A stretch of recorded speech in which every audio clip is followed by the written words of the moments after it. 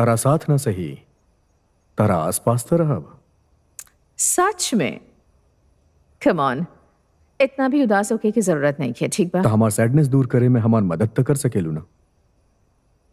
अगर तन्हाई के इलाज ना कर सकेलू तो ना सही, कुछ वक्त बितावे में हमार मदद तो कर सकेलू। वैसे हाँ, कर सके नहीं। कॉफी? Thank you. बैठा।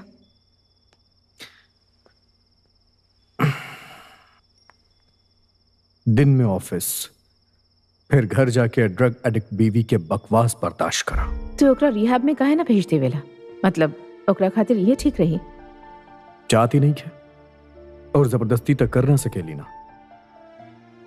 कोनो भी एडिक्शन से बाहर निकले के खातिर खुद वो एडिक्शन से बाहर निकले के चाह होकर बहुत जरूरी बा।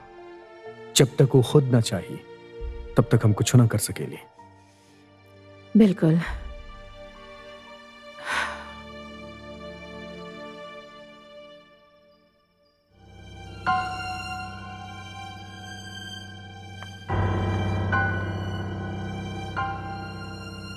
तो हमरा अपना करीब काहे ना आवे देवेलू?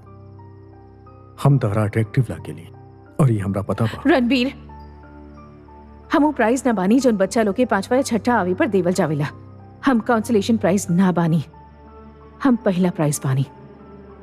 यदि तो के हमार फिक्र बा, तू हमार संगे रहे चाहेला, तो हमके अपन जिंदगी के सबसे अहम हिस्सा बनाए पड़ी। तारा काहे लागेला कि तू इम्पोर्टेंट नहीं खो? कार में तू ही खाली एगो तन्हा रात बिताए के बात कैला रहला ना। तन्हा जिंदगी बिताए खातिर बोले रहता तब बात कुछ और होगत। और एक बात, I fuck on love for lust, but I don't fuck for charity.